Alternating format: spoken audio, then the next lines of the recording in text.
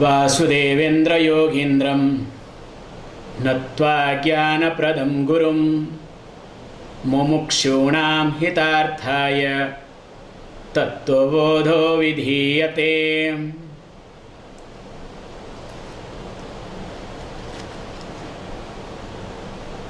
Let us read. अन्नमयः कः अन्नरसेन एव भूत्वा अन्नरसेन एव वृद्धिं प्राप्य अन्नरूपपृथिव्यां यत् विलीयते तत् अन्नमयकोशः स्थूलशरीरम्. प्राणमयकः प्राणाद्याः पंचवायवः वाक् आदि इंद्रियपंचकं प्राणमयः कोशः. मनोमयः कः मनः च ज्ञान इंद्रियपंचकं मिलित्वा भवति सः मनोमयः कोशः. विज्ञानमयः कः बुद्धिः ज्ञान इंद्रियपंचकं मिलित्वा यः भवति स विज्ञानमय कोशः. Up to this we have seen. So I am someone avasthatraya sakshi swarupa panchakosatitah, and prior to that it was there stula sukshma karana sharirat vyatiriktah. So now we are in panchakoshas. Already we have discussed 4 koshas, starting with Annamaya is nothing but called Stula Sharira. Then after Annamaya came Pranamaya. Pranamaya is nothing but again Sukshma Sharira. Both all the 3 Pranamaya, Manomaya and Vijnanamaya, all the 3 put together called Sukshma Sharira. And also we discussed in details that it has got 3 Shakti, 3 powers. So one was called Kriya Shakti, second one is called Ichha Shakti, and third one is called Jnana Shakti. So the Kriya Shakti is connected to Pranamaya. Ichha Shakti, Kriya Shakti means the power to do. Then Ichha Shakti means power to desire. So that is connected to Manomaya. Then comes Jnana Shakti, power to make decision. So that is called Vijnanamaya Kosha. We have seen in details how they function and how we function both, and how we keep changing according to our vasanas, according to our lifestyle, and moreover how the situation influences us, we have seen in details. And finally there is another kosha called Anandamaya Kosha. Here we need to also understand little bit difference. Generally, if we look at the word Maya, Mayat we say, it has got 2 meanings. Above 4, whether it is Annamaya, Pranamaya, Manomaya or Vijnanamaya, so all our Maya is there. That Mayat means modification. So modification of food, modification of prana, modification of mind, or you can say emotional aspect, modification of intellect. Now here when it talks about Anandamaya, generally here we don't bring this Maya, that Mayat as a modification, we bring it, Prachurya, abundance. So this is small difference we make it here. Even though there are modifications in Ananda, we'll be seeing that. Even though there are modifications, but we take it in a Prachurya sense, means abundance. So here when we say Anandamaya Kosha, that means it is the abundance of happiness. So what is that? Let us read. Evam eva karana sarira bhuta avidyastha malina sattvam priyadivritti sahitam sat anandamaya kosha. Says if we observe this Anandamaya Kosha, He gives Anandamaya Kosha is nothing, straight away. Karana Sarira iti. So it is nothing but again Karana Sarira. How it is a Karana Sarira? Well, let us look at this point. And also not only it says Avidyastha Marina Sattva, all the technical word he uses here, okay? Avidyastha Marina Sattva. Marina Sattva is another word for avidya or jnana. So, first of all, let us look at how this Karana Sarira is avidya. As we have discussed carefully, that when the pralaya comes, pralaya means when the world, the physical world or the manifested world gets into unmanifested mode, means now whatever we are seeing and experiencing, this is called manifested world. Time will come whether the whole water will take over or the heat, the fire will take over, destroy everything. So when everything will get into destruction mode, what we call as destruction, in fact it will go from manifestation to unmanifestation. So when it gets into unmanifested mode, as we have discussed through the example of a tree. So when this gets into, now all the jivas, all the individuals, or you can say in short, all the Sukshma Sharira, because already Sthula Sharira is gone, all Sukshma Sharira get into Karana Sharira. That's why it becomes the cause of both the bodies. Now only Karana Sharira continues. Now here very nicely, carefully says that in Anandamaya Kosha, it is avidyastha, it is ignorance. That's why you can see the Karana Sharira is completely related to, or Anandamaya Kosha here is completely related to deep sleep.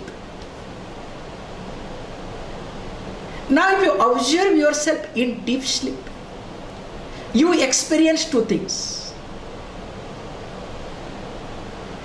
The first one, you experience that you don't have any experience. You understand? The first thing that you experience, that there is no experience. That's why everybody is, happy to go to sleep. In fact, if sleep does not come, you go to, doctors, you do everything in order to sleep. And of course there are people also, those who love to sleep more, that is another issue, okay, let me not get into them, okay. Pure tamas, that is another aspect. Here, what I am highlighting here is, you experience that you don't have any experience. At the same, another type of experience is that there is happiness. That's why you can see very carefully, I slept well. I did not know anything. Means you didn't experience anything. No experience, one type of experience. Second point, you say, I slept very well. You can see there is some type of satisfaction. But says beautifully, if you observe this Anandamaya Kosha, it actually not only related to sleep, it helps to rejuvenate. It also helps you to again face the situation. And right time it is supposed to help depends upon your lifestyle and other matters. Means depends upon all other four koshas. However, says beautifully, if we observe this Anandamaya Kosha, this is something he just said that avidyastha, what we call as a mula avidya. That is one technical term we use sometimes, mula avidya. So he, instead of mula avidya, he uses avidyastha. Means this Anandamaya Kosha, this Karana Sharira has got its ignorance, which is capital. So you don't have to think of that aspect. At the same time, we have to also understand this Karana Sarira, especially through the deep sleep state, so that it becomes easier for us to understand. And interestingly, says beautifully, if you look at our Karana Sarira also has got 3 types of vrittis. Because he says, Priya Adi Vritti Sahitam. So means Priya, Moda, Pramoda. Adi means here Priya, Moda and Pramoda. Like in English also we have this, happy, happier, happiest. So we have this expression in English also they use. But here he used the word Priya, Moda and Pramoda. How? If we can change this terminology, if you want to change so that it becomes easier to understand. We say Darshana Sukha, Grahana Sukha and Anubhava Sukha. Okay, these are the 3 words we use very carefully so that it becomes easier for you to grasp the subject matter. Because Priya, Moda, Pramoda, little bit different. Priya means that which is dearer to you. Moda means that which is closer to you. Pramoda means you are enjoying.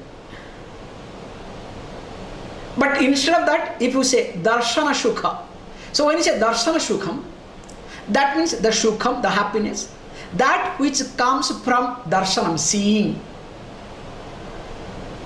So from a distance you see something. From a distance you hear something. From a distance you smell something. So that you call as a Priya. That's how that becomes a dearer to you. Because unless you have some knowledge, some information, can anybody become dear to you? Anything or anybody becomes dearer to you, the more and more you have information. That's why in this world, nobody is dearer to anybody. Somebody writes, dear Swami, hey, please understand, don't cheat me, don't cheat yourself, okay? Neither you are dear to me, nor I am dear to you. Only you are dear to yourself. All that dear, all these are, just transaction. In a transactional manner, we use that, oh dear, dearest, dearest. Today, to whom you call as dearest, tomorrow that fellow or felly means the lady, okay? Will become other way around. However, point is here that Darshana Sukha. So from a distance, whatever you see, you, let us say, experience, or you get the information, that is called Priya, that is called dear to you. Then what happens? Second is called Grahana Sukha. So Grahana Sukha means once you see it, then you want to, get it. You want to own it. You want to have it. You want to grab it. The sense of closeness is nothing but sense of ownership. Remember. Sense of closeness is nothing but the sense of ownership. Without your knowledge, you want to establish your ownership. Whenever you want to be closer with a person, you want to be closer with somebody or something, makes no difference whether object or person or situation or anything. It is nothing but you want to establish. You want to impose without your knowledge that you are owner of that. So there is some type of sense of ownership is involved without your knowledge. That's why you want to grab. That's why you want to acquire. That's why you want to impose. So he says beautifully, after Darshana Sukha, so when you see something from a distance, now you feel it may not be available all the time. Fantastic, but I should have it. That is called Grahana Sukham. And present day, there is no Darshana Sukham. Now maximum is Grahana Sukham. All are in Moda stage. Priya, Moda, happier. Why Grahana Sukham? If you observe, especially youngsters, everybody, when they see a scenery, when they travel, they don't see anything. First they want to click through the phone and upload in the Facebook or whatever. And through Facebook or whatever, through live, they try to enjoy the scenery. You understand? So that means there is grahana sukham is more than darshana sukham. First grahanam, then darshanam. Can you understand how the scenario is changing nowadays? So everything they want to grab. They want to get the best. Of course, finally they become waste. That's another thing. That's why the consumerism, please understand, when grahana sukham when the grahana sukham becomes predominant in you, that time you become a consumer.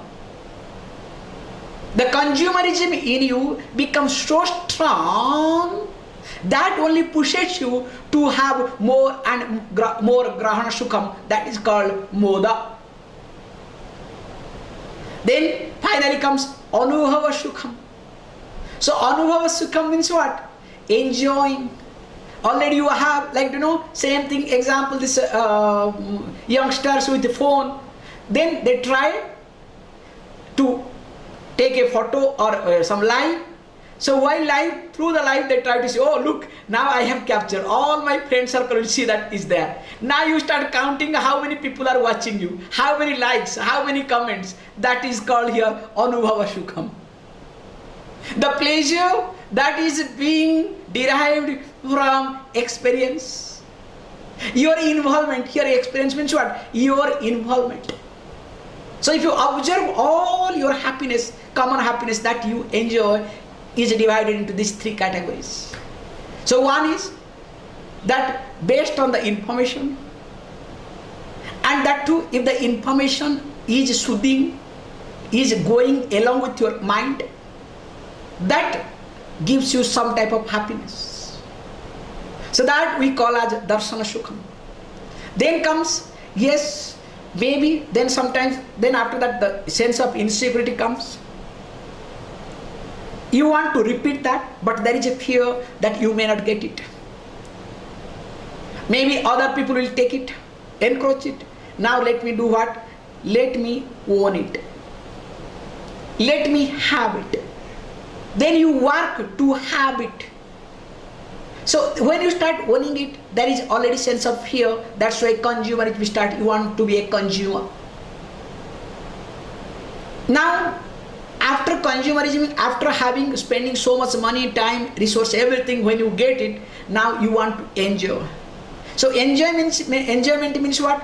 Your involvement. So when you are involving, and of course, if that object does not object, please understand, that long there is enjoyment. As long as that object or person does not object, if that person or that object starts objecting, will you enjoy? I will give you a beautiful example. Let us think of this house. It's a beautiful concept. Instead of a human being, house will be better. So you see a house in a bank of river or seashore. Both examples are beautiful, okay? Because I have gone through all these things, so that's why I can share with you, okay? So I have also lived, so that's why near the sea, so I know what is the problem, seaside houses, okay? Such a beautiful, wow, morning you get up and see the sunrise, so nice. Going to the terrace and you watching the sunrise, really amazing. Now what happens? Darshana sukham. Then after that you said, oh good, why not to get it? So you start negotiating. And you got the money. Somehow or other, you got that house. Fantastic. Now you want to enjoy. Now please understand, once you have that house, really you can enjoy much. I'm sure you will not be able to enjoy at all. Do you know why? The moment you go there, water is not coming properly. Because you go once in a while near the seashore, because all getting rusted, this and that, all these things. This is not there, that is not there. That means what? When that house starts objecting, this is the point I would like to highlight. When that house starts objecting you, then what happens? Where is your happiness? Your anubhava sukham is gone. in fact only gives anubhava dukkham. There is no sukham. There is only unhappiness. Then you say, God, why did I buy this? Without buying, I was coming and enjoying. Now buying, I made a mistake. Coming back here. So, darshana sukham, grahana sukham and anubhava sukham, we all are looking for. And always there is a tendency, first whatever I see, I want to have it. Why I want to have it? So that I will experience pleasure. I will experience happiness. But remember, whatever you have need not give you happiness. That also you need to know. Because after all, these are the stages one has to go through. And interestingly, when you understand this thing, please understand, this is a process and you go through. And remember, all these things are nothing but what? Different from you. You are somebody different from all these things. Okay, then how is it possible? Let us read the next. Etat Kosha Panchakam. So these are the 5 seats that we discussed. Okay, fantastic. Then let us read. Madiya Shariram, Madiya Pranaha, Madiyam Manaha, Cha Madiya Buddhi, Madiyam Ajnanam, Iti Svenayeva Jayate, Tat Yatha Madiyatvena Gyatam Kataka Kundala Gruhadikam Susmat Bhinnam Tatha Panchakoshadikam Susmat Bhinnam Madiyatvena Gyatam Atma na bhavati. So this is beautifully. As if you observe this point, in the beginning it started describing what is not Atma. And after discussing that what is not Atma, then how can you say all these things? He gives a beautiful logic. The logic is that what is mine is not me.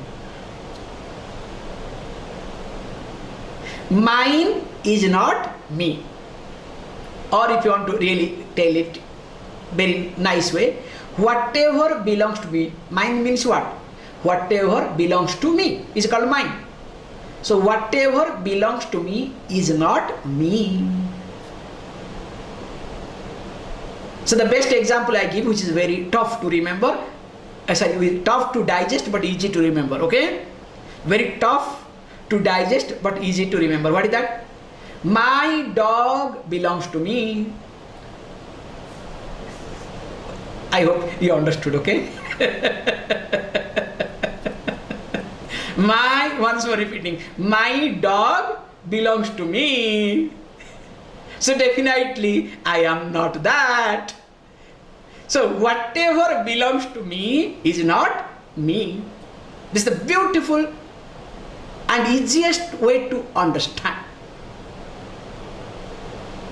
And he says, look, how if we observe, whatever we say, starting with Madiya Shariram, what you say is my body.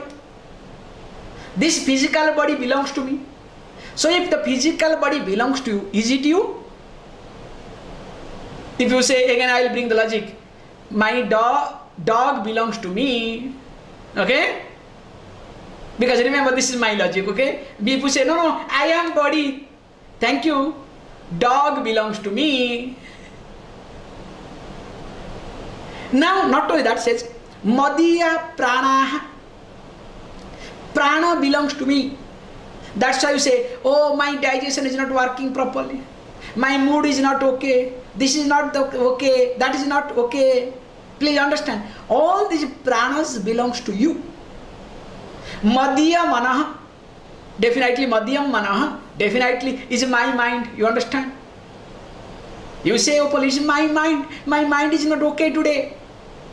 So when your mind is not okay, but what is the conclusion? You say openly, my mind is not okay, but deep within you are not okay. So your mind is not okay or not, you are not okay. Can you see how you identify yourself with the mind? Yes, mind is not okay, body is not okay. Body is sick, but you are not sick. Body becomes old, you are not old. Mind is not okay, but don't say that I am not okay. But always we use the one. Madhya buddhi is also buddhi, my intellect. But I consider me as intellect. That's why I take all the credit always. Yes, I did good. Yes, I am good. Why? Because I did good decision. I took good decision. Hey, you took good decision. That doesn't mean that you are good. Please understand. Don't take unnecessary credit. The problem with people is always they want to take unnecessary credit. And those who take unnecessary credit, I have observed them very carefully. Whenever you try to take unnecessary credit, if anybody points out your smallest mistake, you cannot digest, you will go completely other way around. This is a dangerous side effect of buddhi. So that's why never ever try to take credit so much. That's why we say when something happens good through you, okay, I happens to be there, I was an instrument. I happens to be there. This is the approach. I happened, that's up to be there. So I don't have right to take credit, because if I take credit, what will happen in the process? I will strengthen my thinking faculty. Then if anybody challenges my thinking faculty little bit, or there is a fear of that somebody may challenge, I will get destroyed. That's why people go completely other way around, that they behave or they show their real color when somebody just points out their mistake. This is nothing but associating one's own self too much with this intellectual process. Associating one's own self with reference to your Vijnanamaya Kosha, or you can say when you think that you are Vijnanamaya Kosha. And finally, if we look at that, not only that, it says Madhya Ajnanam. So Madhya Ajnanam means this is called Anandamaya Sarira, Karana Sarira here. So Madhya Ajnanam means this ignorance that I don't experience anything. I did not experience anything in deep sleep. That also I know. That means what? Yes, this ignorance or I am ignorant, I cannot say either.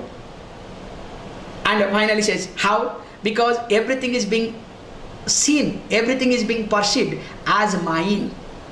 And how? He gives a logic. Because I gave a very strong logic straight away, but he gives a very, because being a teacher and traditional way, very soft. So that think that you are a qualified person, you are an adhikari.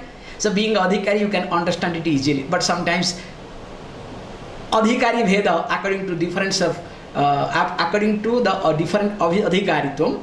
So we have to give tougher example. However, I am not justifying. Now let us look at tat yatha madhyatvena jnantam. As we know, what is that? These are the things known as madhya. What is it called? Kataka kundala. Kataka kundala gruhadikam. So if you look at very nicely, that it says Kataka kundala gruhadikam. Like Kataka means this bangle, kundala means earring, gruhadikam house, etc. This is the example he gives. So that means you say it is my house. So when you say it's my house, that means you are not house. Say it is your bangle. So if you say it is your bangle, definitely you say it is not you. Your earring, that is not you. It's a very mild example gives, but remember this example may not be useful to you in the right moment, okay? In fact, we say, yeah, it is not only my house. In fact, it is me actually. You can see, look, my impressions are visible in every corner of the house. You understand? And this earring, I only chose. You understand? You can see the intricacies. In fact, it's I only chose. Yeah, you only chose, okay? The designer did everything, and only you chose, and you take all the credit. Not like, look how it suits me. Please understand, this is a very mild example. But that's why the best example would be what? Come on. The best example would be, dog is mine. The dog belongs to me. Remember, this is the perfect example to hit yourself. However, says, as it happens, so also, Swasmat Bhinnam Tatha Panchakoshadikam Swasmat Bhinnam Madhyatyana Gyantam Atmana Bhavati iti. As all these things, the Panchakoshadi, 5 Koshas, 3 Sariras, Avasthatrayas, all these things is known as different from me. I call them as mine. So when it belongs to me, definitely they are not me. And they cannot be me. Because what belongs to me belongs to me. It is not me. Now if this is the case, then question comes, Atma tarhi kaha. If this is the case, then what is Atma? Who is that I? We will see tomorrow. Please close your eyes.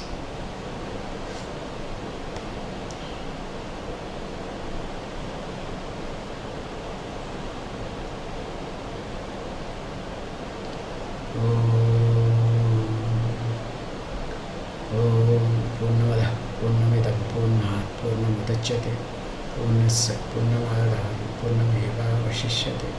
Om Shanti Shanti Shanti.